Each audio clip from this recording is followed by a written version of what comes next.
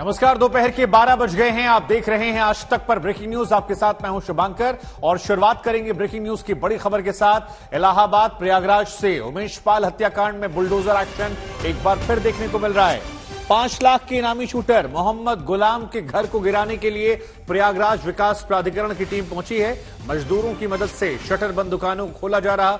रिहायशी इलाके में मोहम्मद गुलाम का मकान होने के चलते मजदूरों की मदद से गिराया जाएगा मोहम्मद गुलाम का मकान। तो 5 लाख रुपए का ये इनामी है जिसके ऊपर कार्रवाई करने के लिए बुलडोजर पहुंचा है और कहा जा रहा है कि मजदूरों की मदद से यहां पर गिराया जाएगा।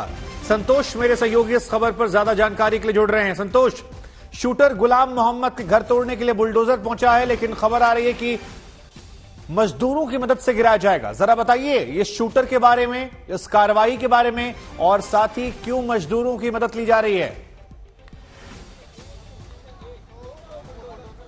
देखिए, ये पूरा शुभांकर एक रिहायशी इलाका है जहां पर मजदूर और बुलडोजर दोनों काम करेंगे। मजदूरों की मदद से पहले ये दुकान का इलाका था, उसको खोला गया और अब बुलडोजर भी पहुंच चुके हैं ताकि मकान का जो अगला हिस्सा है, ये देखिए बुलडोजर प्रयागराज विकास प्राधिकरण के पहुंच चुके हैं। एहतियात के तौर पर पुलिस फोर्स भी मौजूद है। ये दूसरा बुलडोजर और तीसरा बुलडोजर भी पहुंच चुका है, यानी कि 3 बुलडोजर हैं। और ये जो आप अब जो सामने दुकानें दिखाई पड़ेंगी, ये जो खाली दुकानें दिखाई पड़ रही हैं, ये मोहम्मद गुलाम के पुश्तैनी मकान है और इसके पीछे का पूरा हिस्सा ये मोहम्मद गुलाम का पुश्तैनी मकान है। और इसी हिस्से को गिराने के लिए प्रयागराज विकास प्राधिकरण के बुलडोजर हैं और मजदूर भी हैं, ताकि जो देखिए सामने से जो लोग दिखाई पड़ रहे हैं ये मजदूर आ रहे हैं। ये मजदूर उसी गली से आ रहे हैं। यही एक रास्ता था जिससे मोहम्मद गुलाम का परिवार आता जाता था। इसी गली से इस घर के अंदर प्रवेश था। मोहम्मद गुलाम वो व्यक्ति जिसने दुकान में 24 फरवरी की शाम को जब उमेश पाल अपनी कार से उतरते हैं तो ये पहले से घात लगा करके बैठा था इलेक्ट्रिक की दुकान पर और ट्रिमर खरीदने के बहाने दुकानदार से बात कर रहा था। और जैसे ही उमेश पाल अपनी कार से पहुंचते हैं, वो कार से बाहर निकलते हैं, मोहम्मद गुलाम ने उनके ऊपर फायरिंग कर दी। टोपी लगा करके अपने चेहरे को छिपाने की कोशिश की थी, लेकिन सीसीटीवी की तस्वीरों में ये साफ हो गया कि मोहम्मद गुलाम था। मोहम्मद गुलाम ये मेहंदोरी इलाका है शिवकुटी थाना क्षेत्र का, जहां पर उसका ये पुश्तैनी मकान है जिसको आज जमींदोज किया जाएगा।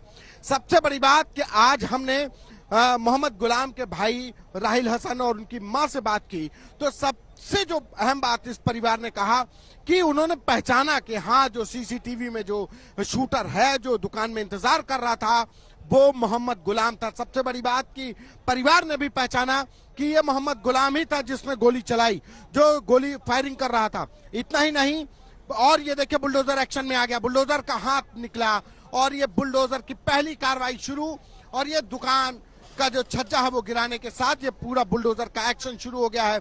ये पहला एक्शन कहा जाएगा उमेश पाल हत्याकांड में जो शूटरों के ऊपर। अभी तक 3 मार्च को आखिरी बार बुलडोजर चला था। मशकुद्दीन के मकान को गिराया गया था। मशकुद्दीन की बहू के नाम पर जो मकान था पूरा मुफ्ती में, उसको गिराया गया था, लेकिन कोई भी शूटर नहीं था। जो पहले 3 दिन जो ड्राइव चला उसमें उमेश पाल हत्याकांड को अंजाम देने वाला कोई शूटर नहीं था।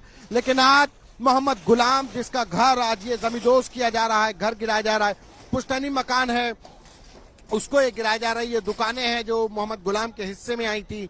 मोहम्मद गुलाम अपने परिवार के साथ रह रहा था और कहा जा रहा कि वो यहीं के पास में मेहंदोरी इलाके में ससुराल है, वहां पर उसका परिवार रहने लगा था। लेकिन इन दुकानों को किराए पर ये मोहम्मद गुलाम के हिस्से की दुकानें थी जिसको कि गिराया जा रहा है। और अब ये पहले इलेक्ट्रिसिटी विभाग के अधिकारी पहुंचते हैं, वो इस पूरे इलाके की इलेक्ट्रिसिटी काटते हैं, मकान की इलेक्ट्रिसिटी, ताकि बुलडोज करने के दौरान कोई हादसा ना हो पाए। और ये एक्शन शुरू हुआ है। मोहम्मद गुलाम के मकान को गिराया जाना नहीं। तो संतोष, जरा आज तक के दर्शकों को आप एक बार ये स्पष्ट करके बताइए कि जो ये कार्रवाई की जा रही है ये शूटर था इसलिए की जा रही है या शूटर होने के साथ साथ ये जो उनकी दुकान और मकान है ये अवैध निर्माण भी था इसलिए भी कार्रवाई की जा रही है। इस कार्रवाई के पीछे मकसद क्या है? क्योंकि परिवार वालों को आपने कहा और पुष्टि कर दी, लेकिन ये शूटर था, पकड़ा नहीं जा रहा इसलिए कार्रवाई है, या फिर अवैध निर्माण भी था शूटर होने के साथ साथ इस जगह पर इसलिए कार्रवाई की जा रही है? देखिए, पहली चीज बहुत स्पष्ट है कि ये जो गैंगस्टर एक्ट में कार्रवाई करने का अधिकार है। पुलिस कोई मकान को, इमारत को गिरा नहीं सकती है, जमींदोज नहीं कर सकती है। लेकिन ये प्रयागराज विकास प्राधिकरण की तरफ से कार्रवाई की जा रही है। ये मकान बिना नक्शा पास कराए बनवाया गया। ये प्राधिकरण की तरफ से कहा गया कि ये बिना नक्शा पास करवाए मकान बनाया गया था, जिसकी वजह से उसको जमींदोज किया जा रहा है। ये अलग बात है कि ये एक्शन तब हो रहा है जब मोहम्मद गुलाम का नाम उमेश पाल हत्याकांड में आता है। उमेश पाल हत्याकांड के बाद से उसके ऊपर इनाम होता है, 5 लाख का इनाम घोषित किया जाता है। और प्रयागराज विकास प्राधिकरण ने जो एक करीब 2 दर्जन ऐसे लोगों की लिस्ट बनाई है जो अतीक अहमद के बेहद करीबी हैं, जो अतीक अहमद के लिए काम करते हैं, जो अतीक अहमद के अपराध में मदद करते हैं, उन लोगों की लिस्ट बनाई है। और जिसमें आज जो शुरुआत हुई है वो मोहम्मद गुलाम के घर से हुई है। ये जो मकान है, आपने जो सवाल किया, ये जो एक्शन हो रहा है आधिकारिक तौर पर अगर देखा जाए तो प्रयागराज विकास प्राधिकरण ने ये बिना नक्शा पास कराए मकान था, जिसकी वजह से गिराया गया। लेकिन तमाम कार्रवाइयों के अपने पृष्ठभूमि होती है, अपना असर होता है।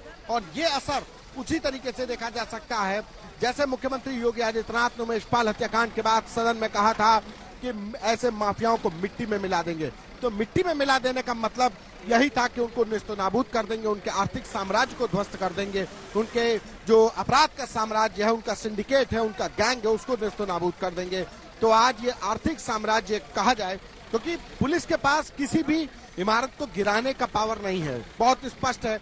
वो गैंगस्टर एक्ट में किसी भी संपत्ति को जब्त कर सकती है। सरकारी जमीन पर अगर कब्जा करके कोई बनाया जाएगा तो जिला प्रशासन उसको गिराएगा, लेकिन पुलिस वहां पर मौजूद रहेगी। लेकिन ये जो कार्रवाई की जा रही है प्रयागराज विकास प्राधिकरण के द्वारा, वो उसी तरीके से कार्रवाई की जा रही है कि लोकल जो अथॉरिटी है प्रयागराज विकास प्राधिकरण, उसके अनुसार ये मकान बिना नक्शा पास करवाए बनाया गया था। ये अलग बात है कि आज मोहम्मद गुलाम के परिवार से जब हमने बात की तो परिवार का कहना था कि ये तो उनका मकान पुश्तैनी है। मोहम्मद गुलाम की जो माँ है, बुजुर्ग माँ है, उनका कहना है उनके सास ससुर इस मकान में रहते थे। तो एक ये पुश्तैनी मकान है, लेकिन प्रयागराज विकास प्राधिकरण ने अब ये कार्रवाई शुरू की है और ऐसे करीब 2 दर्जन लोगों के इमारतों को चिन्हित किया है जिनके अवैध निर्माण है। ठीक है, आपने ये एक महत्वपूर्ण बात बताई। अब जरा हमारे दर्शकों को आप ये बताइए, क्योंकि आपने इनके परिवार वालों से बातचीत की है और इस तस्वीर में हम देख भी पा रहे हैं कि पीछे कुछ लोग खड़े हुए हैं, आगे दुकान है, पीछे मकान है, वहां से कुछ लोग देख रहे हैं जो संभवतः परिवार वाले हो सकते हैं। तो परिवार ने जब अपने बेटे को पहचान लिया या भाई को पहचान लिया, तो क्या अब उनका कहना है, किस प्रकार से वो उम्मीद करते हैं कि मामला आगे बढ़े? क्या वो मानते हैं कि जो कुछ किया गया उसको लेकर सख्त सजा उनके भाई मोहम्मद गुलाम या बेटे मोहम्मद गुलाम को मिलनी चाहिए, या परिवार के सुर अलग है? क्या परिवार की तरफ से कहा जा रहा है न्यायिक प्रक्रिया को लेकर?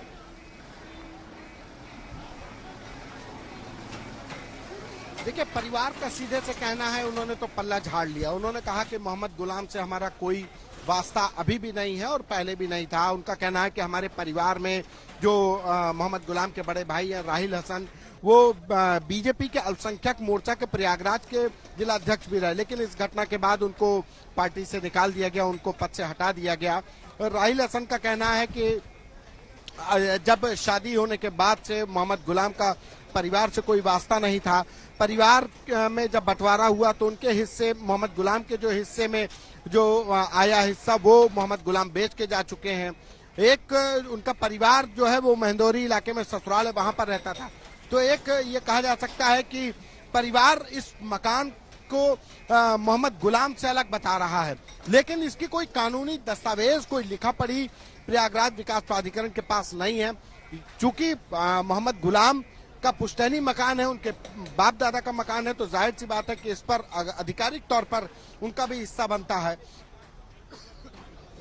और दूसरी चीज ये देखिए, पूरा छज्जा गिरा दिया गया, ये पूरा मकान नेस्तनाबूद किया जा रहा है। दुकानों से शुरुआत हुई है बुलडोजर से, और बुलडोजर 2 बुलडोजर एक साथ एक्शन में आ चुके हैं। एक साथ दोनों बुलडोजर अब पूरे मकान को गिराने की कोशिश। चूंकि ये जो मकान है, ये आगे का हिस्सा पक्का मकान है, पक्का हिस्सा है जिसको बुलडोजर से गिराया जाएगा, लेकिन पिछले के हिस्से में मजदूरों को भी लगाया जा सकता है, क्योंकि तंग गली में है, आसपास के घर क्षतिग्रस्त ना हो इसकी भी कोशिश की जा रही है।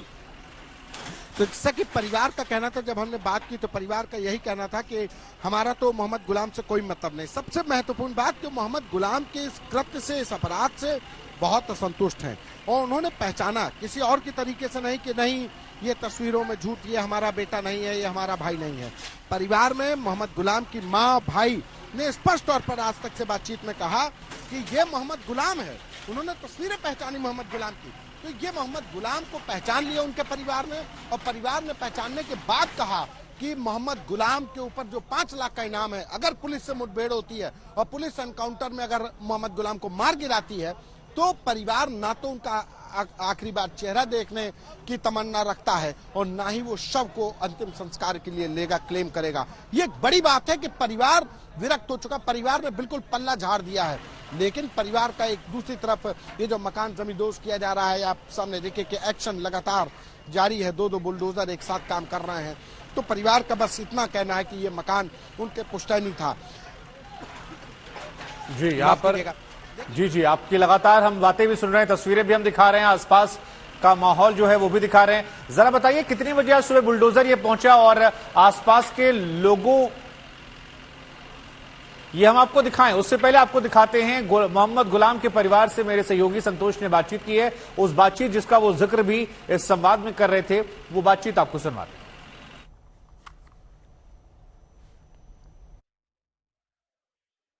हम उस समय तो नहीं समझ में आ रहा था किस तरह का जो है अपराध कर इस तरह से करेंगे, लेकिन बाद में जब चीज़ों को और देखा तो बिल्कुल वही थे। तो क्या कहेंगे, ऐसे जो इस तरह का गलत काम किया है कोई कार्रवाई होनी चाहिए? कार्रवाई कठोर से कठोर हो, और परिवार ने हमने सबने डिसाइड किया हमारी बूढ़ी माँ इतनी उम्र में जिनको आराम करना चाहिए, जिनकी देखभाल करना चाहिए, वो परेशान हो रही है। तो हम लोगों ने डिसाइड किया कि अगर कुछ उनके साथ होता है तो उनका शव भी नहीं लेंगे। क्या कहेंगे, आप बूढ़ी हैं और यहाँ पर आपसे कब मुलाकात हुई थी? कहते रहे हमसे नहीं बातचीत होती थी, बोलते ही नहीं उनसे, क्योंकि जब से हमसे अलग हुई हम नहीं बोलते उनसे। क्या आप शुरू से ही आपराधिक किस्म के रहे हैं? वो नहीं, शुरू से तो नहीं थे, झूठ नहीं बोलेंगे, प्लाटिंग करते थे, नगर निगम से लेते थे जमीन ठेकेदारी करते थे। अब अच्छा काम करते हुए देखा, कभी हम कुछ बोले ही नहीं। किसी को अपना सिधाई आज दिखावा, तो आज सिधाई का नतीजा ये देख रहे हैं। तो आप माँ हैं, क्या कहेंगी कि इस तरह की जो कार्रवाई, क्या कार्रवाई की मांग करेंगे? गलत है तो गलत की, बिल्कुल गलत की है, बिल्कुल गलत की है। जो सजा उनका देना हो आप लोग दीजिए, हम कुछ भी नहीं कहेंगे। तो यहां पर ये बातचीत आप सुन रहे थे, संतोष मेरे साथ लगातार बने हुए। संतोष, वो तस्वीरें दिखाई है बुलडोजर कार्रवाई की, लेकिन इनके परिवार के बारे में बताइए, कौन कौन है? क्योंकि एक भाई और मां तो हमें नजर आ रही थी, लेकिन परिवार में कौन कौन है? और जब यहां बुलडोजर पहुंचा तो आसपास के लोगों का, परिवार का क्या रिएक्शन था? क्योंकि अब तो कार्रवाई चल रही है लगातार। देखिए, परिवार का सीधे से कहना था कि मोहम्मद गुलाम ने जो किया वो गलत किया, वो उनके साथ नहीं है। और यही वजह है कि माँ और भाई ने सीधे तौर से हमसे बातचीत के दौरान कहा कि ये गलत किया गया, और हम उन्होंने इन तस्वीरों में पहचाना कि हाँ ये मोहम्मद गुलाम था। लेकिन और साफ कहा कि अगर पुलिस एनकाउंटर में मार गिराती है तो वो उसके शव को क्लेम नहीं करेंगे, वो उसको आखिरी बार देखना भी नहीं चाहते, ये परिवार वालों का कहना है। लेकिन ये मकान गिराया जा रहा है, जमींदोज किया जा रहा है, प्रयागराज विकास प्राधिकरण का कहना है कि ये मोहम्मद गुलाम का है। आसपास के लोग जिस तरीके से तस्वीरें आ रही थी उसके बाद से कैमरे पर तो नहीं, चूंकि मामला हाई प्रोफाइल है, खुद मुख्यमंत्री योगी आदित्यनाथ देख रहे हैं और उत्तर प्रदेश की कानून व्यवस्था को, सरकार को चुनौती देने वाला हत्याकांड था। लिहाजा जो लोग हैं कैमरे के बगैर, उनका कहना है कि ऐसे लोगों को सबक देने वाली कार्रवाई होनी चाहिए। वो सबक कैसे दिया जाए वो सरकार तय करे। और मुख्यमंत्री जिस तरीके से कह चुके कि मिट्टी में मिला देंगे ऐसे माफियाओं को, तो मिट्टी में मिलाने के कई तरीके होते हैं। उनका आपराधिक का जो साम्राज्य वो खत्म करना, उनका आर्थिक साम्राज्य खत्म करना। जो आर्थिक साम्राज्य खत्म करने की कवायद पिछले 6 साल से चल रही है। अतीक मुख्तार और उनके गुर्गों के तमाम हजारों करोड़ की संपत्ति गिरा दी गई है। मोहम्मद गुलाम, पहले भी एक सबसे महत्वपूर्ण बात कि मोहम्मद गुलाम एक मर्डर के मामले में जेल जा चुका है, उसके ऊपर भी तमाम मुकदमे दर्ज हैं। लेकिन अब जब उमेश पाल हत्याकांड में मोहम्मद गुलाम का नाम आया, 5 लाख रुपए का इनाम हुआ, उसके बाद से प्रयागराज विकास प्राधिकरण ने मोहम्मद गुलाम का सिलसिला खंगालना शुरू किया, तो पता चला जो मकान है वो भी अवैध है, उसका भी नक्शा पास नहीं है। लिहाजा इसी को देखते हुए अब आज ये बुलडोजर की कार्रवाई की जा रही है। देखिए बुलडोजर ने, हम आपसे बातचीत करने के दौरान ही कितनी तेजी से एक्शन हो रहा है। चूंकि पुराना मकान भी नजर आ रहा है, तो उसने एक पूरा जो हिस्सा था उसको गिरा दिया। दुकानें, जो 3 दुकानें थी दिखाई पड़ रही हैं, तो इन दुकानों को पूरी तरीके से गिराया जा रहा है। जो छत पड़ी थी उसको भी ड्रिल करके निकाला जा रहा है। दूसरा दूसरा बुलडोजर भी एक्शन में आ गया है, वो भी अपना काम करने जा रहा है। तो लगातार ये कार्रवाई की जा रही है ताकि सूर्यास्त से पहले। अब संतोष देखिए, ये बिल्कुल सही बात है आपने दिखाया, और हमारे देखते देखते ये मकान जो है तकरीबन आधे से ज्यादा ढह चुका है, और पुश्तैनी मकान है, पुराना, इसलिए और तेज कार्रवाई हो रही है। लेकिन अब जरा एक महत्वपूर्ण सवाल हम आपसे पूछते हैं, क्योंकि सरकार के विरोधियों का यह आरोप है कि सरकार ने अब तक इन तमाम जो शूटर्स थे उनको पकड़ नहीं पाई है, और क्योंकि सरकार की पुलिस जो है वो शूटर्स को पकड़ नहीं पाई है, लिहाजा ऐसी कार्रवाई जो बुलडोजर वाली है वो कुछ दिनों पर करवाई जा रही है ताकि लोगों को जवाब देने में आसानी हो कि जो योगी आदित्यनाथ ने कहा था मिट्टी मिला देंगे, उस तरफ कदम बढ़ रहे हैं। जबकि इसके पीछे पुलिस प्रशासन या इंटेलिजेंस की वो विफलता है जिसमें उन तमाम 5 लोगों को या शाहिस्ता को ना पकड़ पाना है। कैसे देखा जाए इस सवाल को? देखिए, विपक्ष का घेरना है, उसको सरकार को घेरेगा ही, लेकिन इतना जरूर है कि लॉ एंड ऑर्डर के फ्रंट पे, क्राइम इंटेलिजेंस के फ्रंट पर ये एक बड़ा फेलियर है, चाहे वो इंटेलिजेंस एजेंसीज का हो या लोकल प्रयागराज पुलिस का। क्योंकि जो शूट आउट को अंजाम दिया वो किसने दिया? अतीक अहमद ने। वो अतीक अहमद जो सरकार के टारगेट पे है, जो एसटीएफ के टारगेट पर है, जिसके पूरे परिवार के ऊपर नजर रखने के लिए खुद मुख्यमंत्री ने कहा कि ऐसे माफियाओं पर नजर रखी जाए। उत्तर प्रदेश में जब भी अपराधियों पर और माफियाओं पर कार्रवाई करने की बात आई तो 2 ही माफियाओं का नाम लिया गया, मुख्तार अंसारी, अतीक अहमद।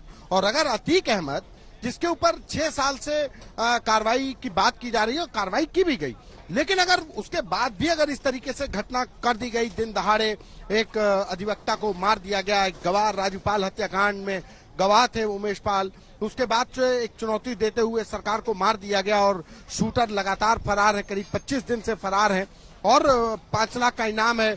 और तो और शाइस्ता परवीन जो अतीक अहमद की पत्नी है, उन पर भी इनाम घोषित हो गया, 25,000 का इनाम, उनका भी पता नहीं चल रहा। बाकी शूटरों पे 5 लाख का इनाम घोषित है, उनका पता नहीं चल रहा है। तो इंटेलिजेंस एजेंसीज के पास उनके मददगारों के तमाम नंबर्स हैं, उनको हिरासत में लेकर के पूछताछ की जा रही है। लेकिन अंततोगत्वा तो रिजल्ट यही है कि कोई भी शूटर पकड़ा नहीं गया। तो जाहिर सी बात है कि जब कोई शूटर पकड़ा नहीं गया तो उसके लिए प्रयास किए जा रहे हैं। लेकिन जो आपने सवाल किया कि विपक्षी पार्टियां आरोप लगा रही हैं, तो वो उनका अपना राजनीतिक आरोप प्रत्यारोप चलते रहते हैं। लेकिन इतना जरूर है कि इस पूरे हत्याकांड ने उस कार्रवाई के ऊपर जरूर सवाल खड़े कर दिए कि 6 साल से अतीक अहमद और मुख्तार अंसारी के गैंग को नेस्तो नाबूद करने का दावा किया जा रहा था। अगर असल में ग्राउंड पर काम किया गया तो फिर ये शूटर कहां से आ गए?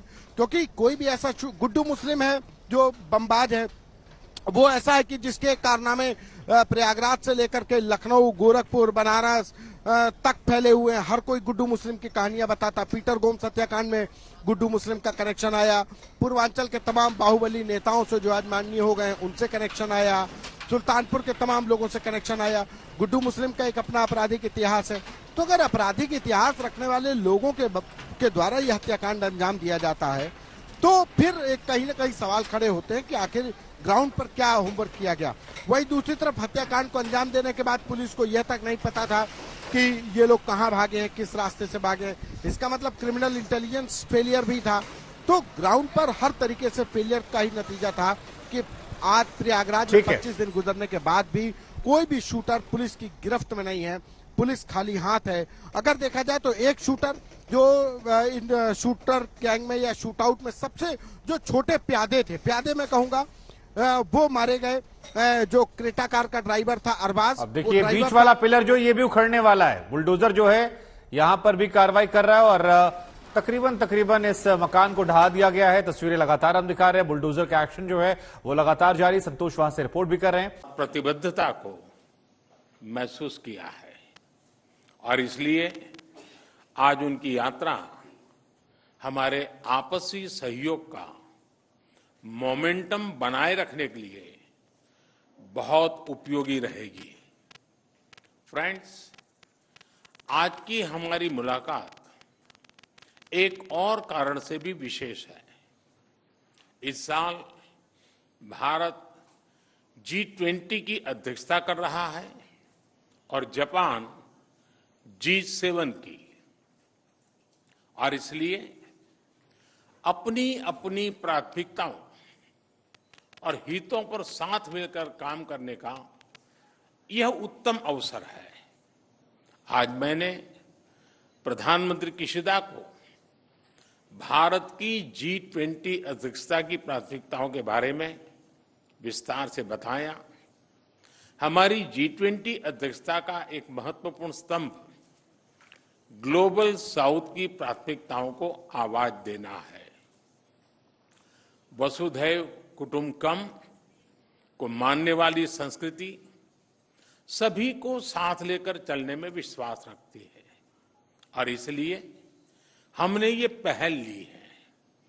Friends, Bharat Japan special strategic and global partnership हमारे साझा लोकतांत्रिक मूल्य और अंतर्राष्ट्रीय पटल पर रूल ऑफ लॉ के सम्मान पर आधारित है।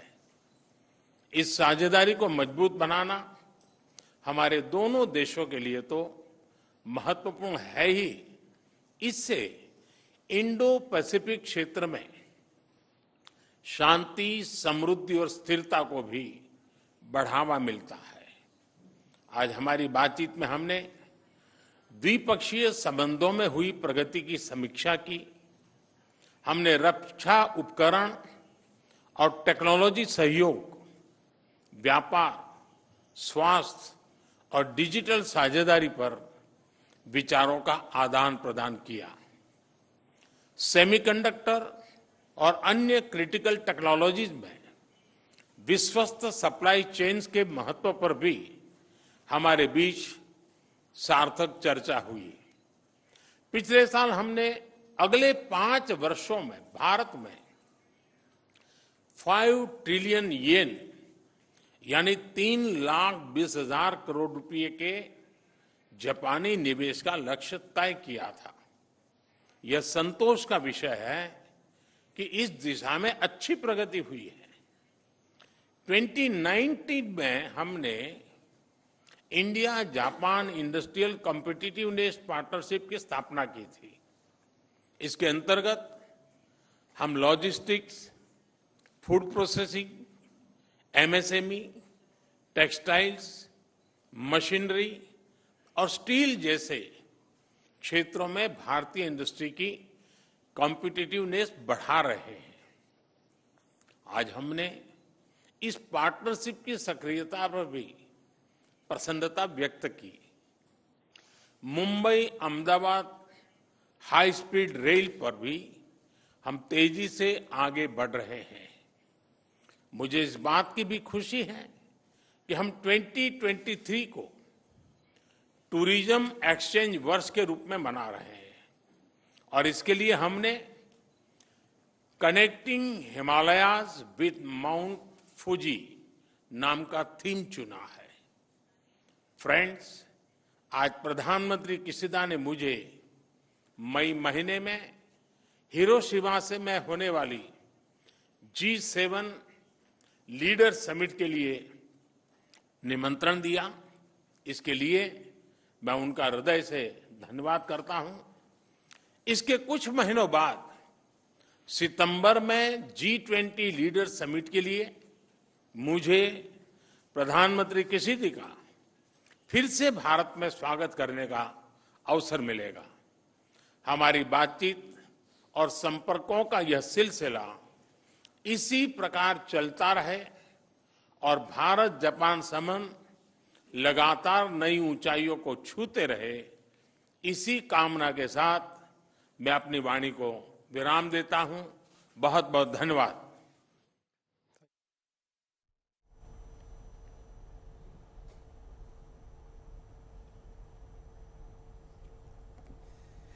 昨年3月以来1年ぶりにインドを訪問させていただきました。そしてここハイデラバードハウスで再びモディ首相とじっくり議論ができましたことを大変嬉しく思っております。いつも温かく迎えてくださるモディ首相、そしてインド国民の皆様方にतो जापानी पीएम भारत के दौरे पर हैं। प्रधानमंत्री से मुलाकात और उसके बाद प्रधानमंत्री का संबोधन। बात करते हैं एक बड़ी खबर को लेकर। ब्रेकिंग न्यूज में कांग्रेस नेता राहुल गांधी ने लोकसभा अध्यक्ष को चिट्ठी भेजकर रूल 357 के तहत सदन में लंदन में दिए गए बयान पर सफाई देने का मौका देने की मांग की है। इससे पहले खबर आई थी कि स्पीकर ने राहुल गांधी की मांग को खारिज कर दिया क्योंकि रूल 357 के तहत सदन में बोलने की इजाजत नहीं मांगी थी। यानी राहुल का आग्रह प्रारूप के चक्कर में फंस गया था। अब राहुल गांधी स्पीकर से रूल 357 के तहत इजाजत मांगी है और कहा जा रहा है कि संसद में शोरगुल थमने के बाद राहुल गांधी को बोलने का मौका मिल सकता है।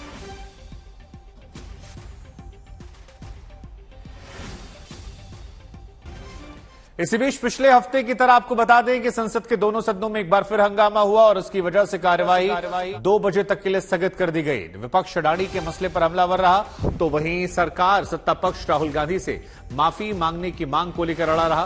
बजट सत्र खत्म होने के बाद अब बस 2 सप्ताह का समय रह गया है। केंद्र सरकार को बजट पारित कराना है और अब तक हंगामे की वजह से लोकसभा राज्यसभा में ठीक से कामकाज नहीं हो पाया। इधर आपको बता दें कि संसद में हंगामे के लिए विपक्ष ने सत्ता पक्ष पर सवाल खड़े कर दिए हैं।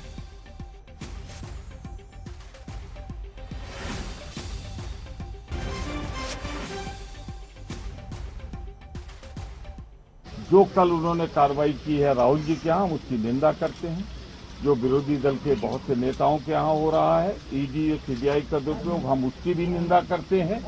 और इतना जरूर कहना चाहते हैं, चाहे जितना भय, जितना आतंक, जितना आप पुलिस राज कायम कर लो, ये सिर्फ यही बयान कर रहा है कि ये तानाशाही का ट्रेलर है। तानाशाही की पूरी स्टोरी आना अभी बाकी है। हमारा संघर्ष जेपीसी के लिए जारी रहेगा। संसद इसीलिए होती है कि जनता की समस्या उठे, गवर्नमेंट उससे सही अपना करे मत। लोग जब परेशान हो, गवर्नमेंट की तरफ कोई बयान ना आए, ये बहुत अजीब स्थिति है। ये पहली बार हम लोग देख रहे हैं कि इतने गंभीर घोटाले पर सरकार की तरफ से बयान तक कोई नहीं आ रहा। जांच की तो बात समझिए, तो ये दोषी तो है ही कहीं न कहीं। पहली बार हम देख रहे हैं पार्लियामेंट में जेपीसी की मांग पर ट्रेजरी बेंचेस के एमपीज आकर अड़ंगा डालते हैं और हाउस को एडजर्न करते हैं। हम सारे विपक्षी नेताओं पे तो कार्रवाई हो जाती है, हमें सस्पेंड कर दिया जाता है। ये सस्पेंशन इन लोगों के लिए क्यों नहीं लागू होता है जो डिस्टर्ब कर रहे हैं?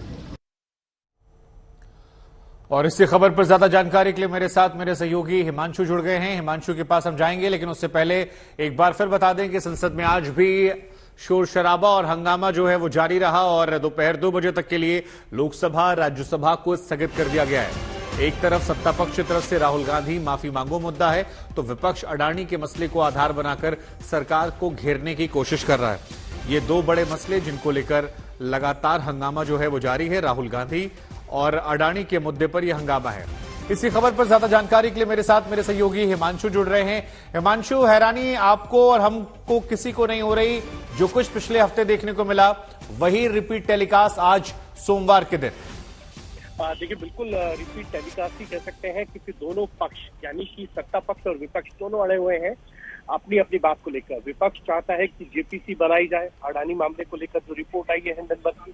दूसरी तरफ सरकार चाहती है कि जो विवादास्पद बयान राहुल गांधी की तरफ से लंदन में दिए गए हैं उसको लेकर वो माफी मांगे।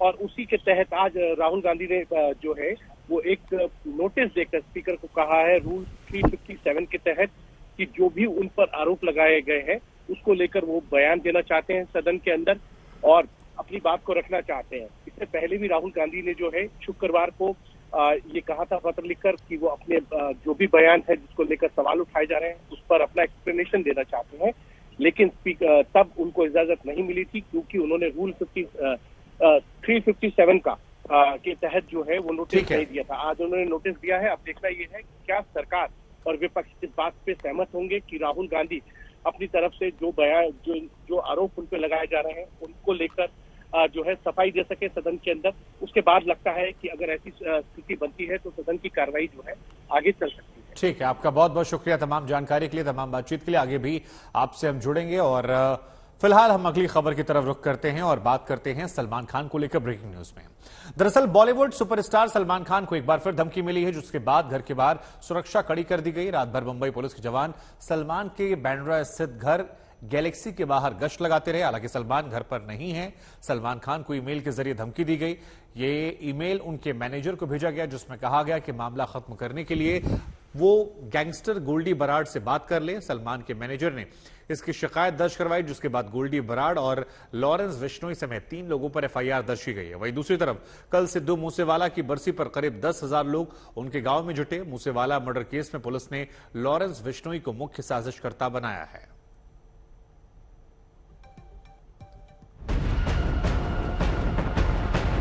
सलमान खान को धमकी, आरोपी वही लॉरेंस बिश्नोई और गोल्डी बराड़। 18 मार्च को सलमान खान के मैनेजर को ईमेल आया। ईमेल में साफ साफ सलमान को धमकी दी गई। इसमें लिखा था, गोल्डी भाई को तेरे बॉस यानी सलमान खान से बात करनी है। इंटरव्यू देख ही लिया होगा उसने, शायद नहीं देखा हो तो बोल देना देख ले।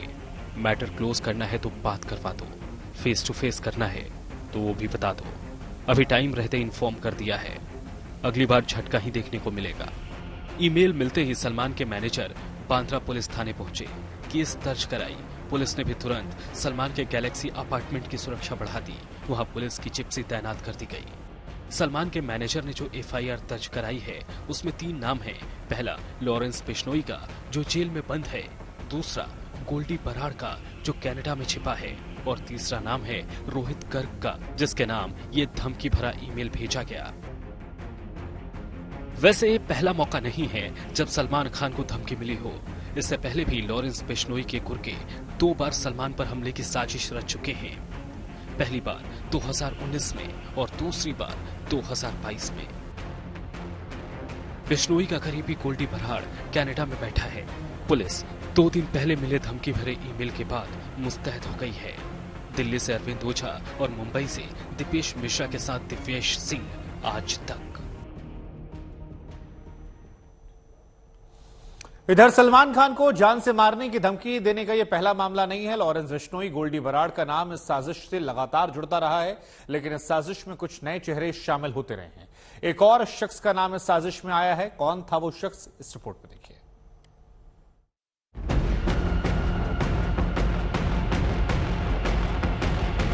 जब हम करेंगे तो पता लग ही जाएगा। सलमान खान का करेंगे, मारेंगे यहीं जोधपुर में मारेंगे तो पता लग जाएगा इनको।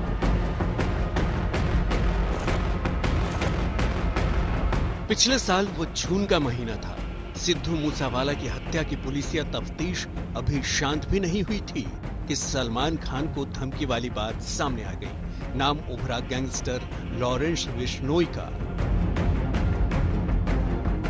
दिल्ली पुलिस से पूछताछ में तो बिश्नोई सलमान खान को धमकी की बात से मुकर गया, लेकिन मुंबई पुलिस की तफ्तीश में ये साफ हो गया कि सलमान खान और उनके पिता सलीम खान को धमकाने के पीछे भी उसी लॉरेंस बिश्नोई का हाथ था, जिसने सिद्धू मूसेवाला की जान ली। पहले लॉरेंस बिश्नोई, फिर गोल्डी बराड़ और अब विक्रमजीत बराड़। ये वो तिकड़ी है जिसने रातों रात शोहरत कमाने और जुर्म की दुनिया में अपनी जड़ें मजबूत करने के मकसद से सिद्धू मूसेवाला के कत्ल के फौरन बाद सलमान खान और उनके पिता को धमकाने की साजिश रची। पुलिस ने मूसेवाला के कत्ल में शामिल एक शूटर सिद्धेश कांबले उर्फ सौरभ महाकाल को गिरफ्तार किया तो सलमान खान को धमकी देने के पीछे की चौंकाने वाली कहानी सामने आ गई। पुलिस की माने तो ये साजिश लॉरेंस बिश्नोई और गोल्डी बराड़ के साथ मिलकर कनाडा में बैठे एक तीसरे गैंगस्टर विक्रमजीत बराड़ ने रची। राजस्थान के हनुमानगढ़ का रहने वाला वो गैंगस्टर, जो बेशक पुलिस के बही खातों में फिलहाल फरार हो, लेकिन वो कनाडा से ही लॉरेंस बिश्नोई के इशारे पर भारत में जुर्म की वारदातों को लगातार अंजाम दे रहा है। 29 मई सिंगर सिद्धू मूसेवाला का कत्ल हुआ। 29 मई लॉरेंस बिश्नोई और गोल्डी बराड़ ने सोशल मीडिया पर कत्ल की जिम्मेदारी ली। 31 मई दिल्ली पुलिस के स्पेशल सेल ने तिहाड़ में बंद लॉरेंस बिश्नोई को पूछताछ के लिए रिमांड पर लिया। और उधर 5 जून सलमान खान और उनके पिता को लॉरेंस बिश्नोई और गोल्डी बराड़ के नाम से जान से मारने की धमकी मिली। जब सिद्धू मूसेवाला के कत्ल के बाद लॉरेंस और गोल्डी का नाम सुर्खियों में आया तो इस गैंग को लगा कि सलमान खान को फिर से धमकी देकर और शोहरत कमाई जा सकती है। सलमान को धमकाने का ये राज शायद इतनी आसानी से फाश नहीं होता अगर सलमान के घर के पास धमकी भरी चिट्ठी छोड़ने वाले बदमाशों ने पुणे में ही लॉरेंस बिश्नोई गैंग के ही शूटर सौरभ महाकाल से मुलाकात न की होती। लेकिन विक्रमजीत बराड़ के गुर्गों ने सौरभ महाकाल से मुलाकात की और महाकाल के गिरफ्तार होते ही ये राज खुल गया। आज तक ब्यूरो। आपको बता दें कि आज किसानों ने फिर से दिल्ली में डेरा डाल दिया। सरकार पर वादा खिलाफी का आरोप लगाते हुए दिल्ली के रामलीला मैदान में महापंचायत कर रहे हैं। किसानों का एक जत्था कृषि मंत्री नरेंद्र सिंह तोमर से मिलने कृषि भवन भी गया हुआ है। 5 तस्वीरें हम आपको दिखा रहे हैं और बड़ी बात यह कि किसान भवन पहुंचा है किसानों का जत्था। कई मांगे हैं जिनको लेकर वो यहां पहुंचे हैं। एक नए सिरे से शुरुआत की है उन्होंने अपनी मांगों को लेकर और आज महापंचायत की जा रही है। सुशांत मेरे सहयोगी इस खबर पर ज्यादा जानकारी के लिए जुड़ रहे हैं। सुशांत, किसानों के आंदोलन के बाद ये महापंचायत एक नए सिरे से शुरुआत हुई है। हालांकि संख्या किसानों की उतनी नहीं है, लेकिन जरा बताइए क्या कुछ मांगे हैं और पिछली बार से ये कितना अलग और इस बार दबाव कितना ज्यादा, क्या प्रमुख मांगे हैं, क्या तस्वीरें आ रही हैं, सब कुछ दिखाइए।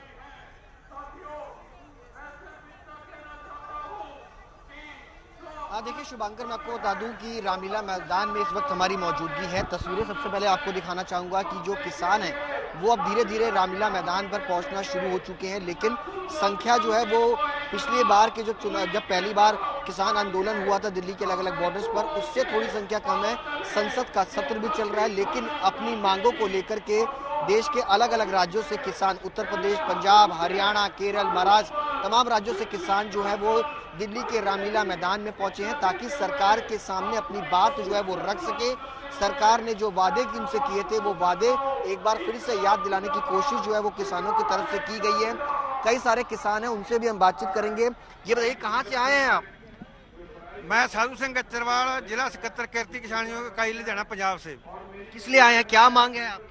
हम किसान संयुक्त मोर्चे के सदे पर आए हैं क्योंकि जो हमारा पिछला लंबा संघर्ष चला केंद्र की मोदी सरकार के खिलाफ, जो इन्होंने 3 कृषि कानून बनाए थे उनको रद्द कराने के लिए, जो कानून तो रद्द हो गया था लेकिन मांग क्या है? कानून रद्द हो गया, उसके बाद इन्होंने भरोसा दिया था, विश्वास दिया था, लिखती रिटर्न में दिया था कि हम जो बाकी मांगा उनके ऊपर गौर करेंगे, पूरी करेंगे।